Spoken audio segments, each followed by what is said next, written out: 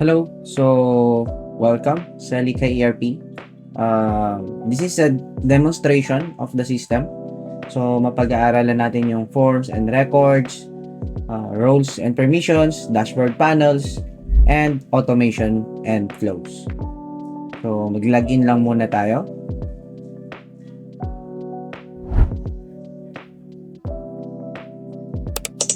Ayan. So, ito yung interface ng system. And magsiset up lang tayo na forms and records. So, mag-add tayo ng collection. So, ang gagawin natin is health record lang. Ayan, history, health history. Ayan. So, by practice, we use UUID for our ID system. Ayan. Lagay natin yung date created, user created, and para meron siyang audit trail or logs na tinatawag. So mapapansin nyo dito, built-in ang AI sa Lika ERP. Ayan nagtatanong lang tayo sa kanya. For demo purpose, what are the fields for patient health history or ano bang tawag dyan? Ayan, patient health data history. Yeah. So we need to identify sa forms and records yung data type. Ayan. So wait natin.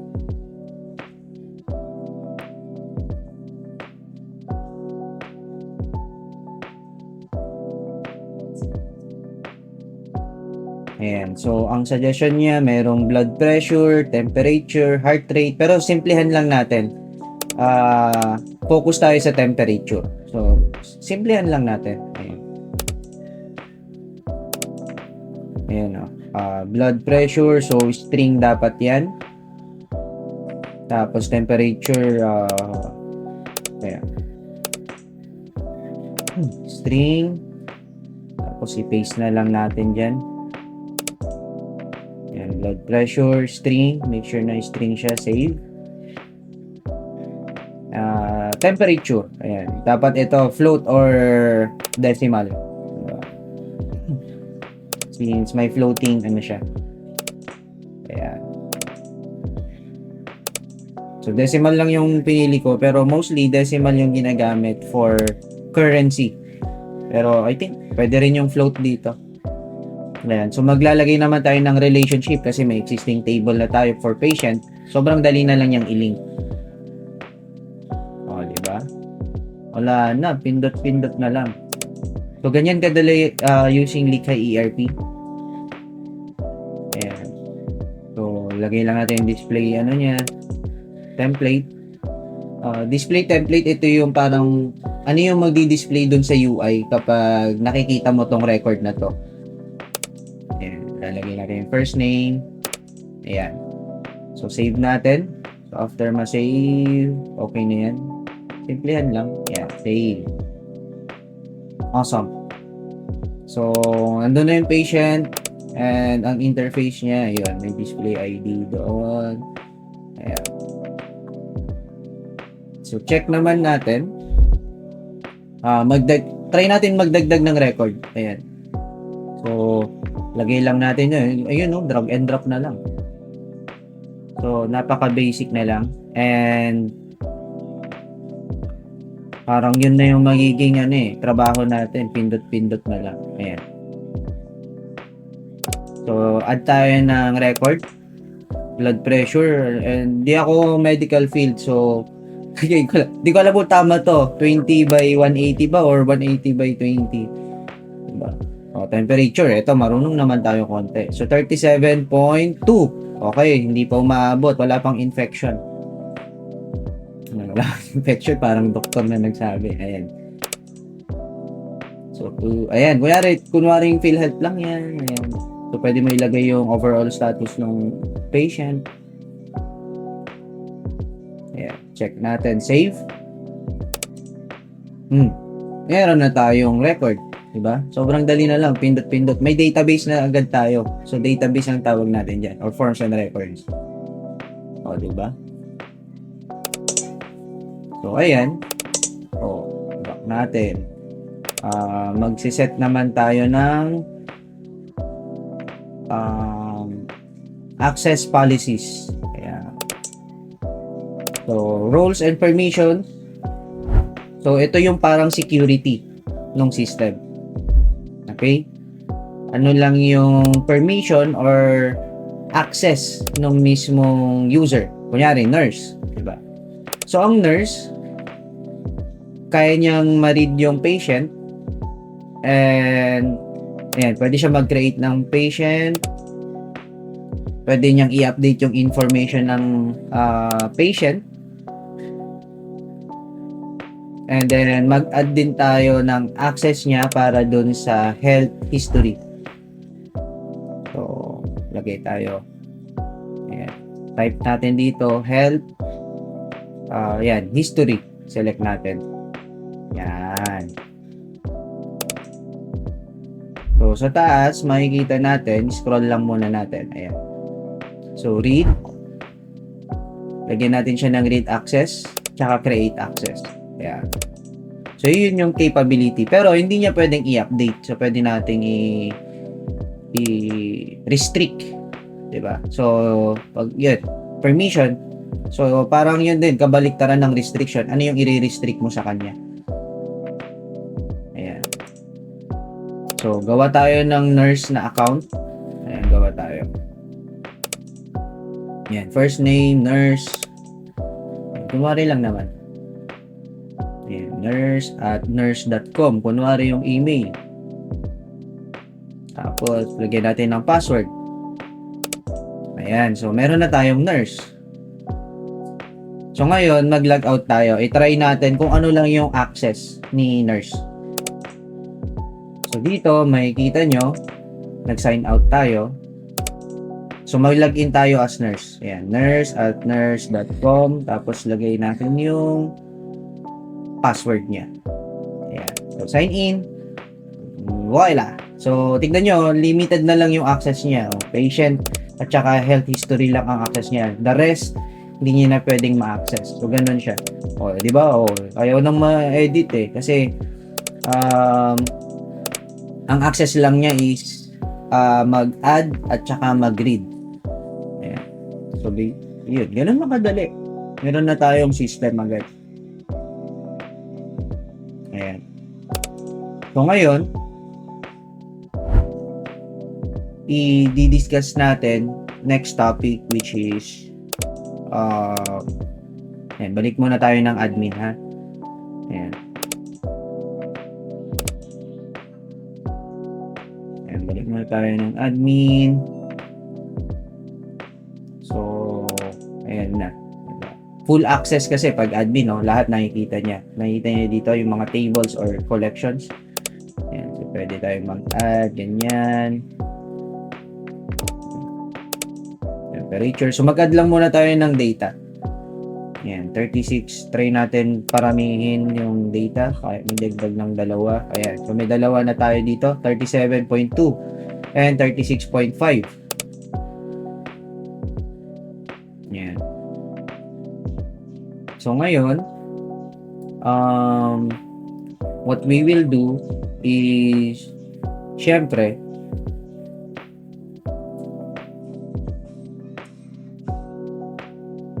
mag-ano tayo. Ayan. Yung i-discuss na natin ngayon ay dashboard panel. Ayan. Dashboard panels. Dashboard panels, wala na. Pindot-pindot na lang. Pupunta lang tayo sa insights. Tapos mag-create tayo ng yan. Try natin yung metric. Tapos, saan huhugutin yung data? So, from patient history. Ayan. Patient history. Date created. Date created. Ang field natin is yung temperature, di ba? Ayan. And then, average. Then, lagyan natin siya ng header. Yan, panel header. Ang lalagay natin dito is average temperature ng nung record natin, di ba? So, parang may summary tayo. And boom, 37 ang average natin. Automatic na, di ba? Pindot-pindot na lang. O, dagdag tayo kunwari ng time series. Saan natin uhugutin na collection? Health history. Tapos, lalagay natin average. Well, average lang muna. Ayan. So, pag ito dumami yung data natin, maganda siyang tignan, time series. Kaso, dadalawa lang yung data natin. Kaya, hindi nyo pa ma-appreciate. Pero, andun na. Magdadagdag na lang tayo ng data tapos yung dashboard natin. Real time na nag-update yan. Ayan. O, diba? Config na lang, guys. Sobrang dali na lang. Ayan. Okay na. Ayan. Check lang natin yung other configuration, visible. Ayan. Lagay tayo ng panel header niya. Actually, optional lang naman yun. Ayan. Ayun, no? Oh, may time series na tayo. Oh, pindot-pindot na lang. Ayan. So, pwede natin i-configure kung anong date yung ipapakita niya. Ayan.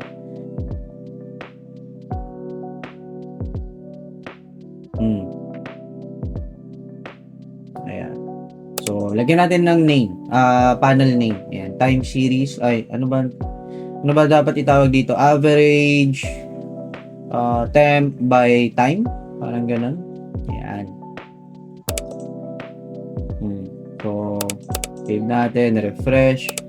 Hindi pa kasi nag-appear dito eh. Ayan. Kasi dadalawa lang yung, ayan, no?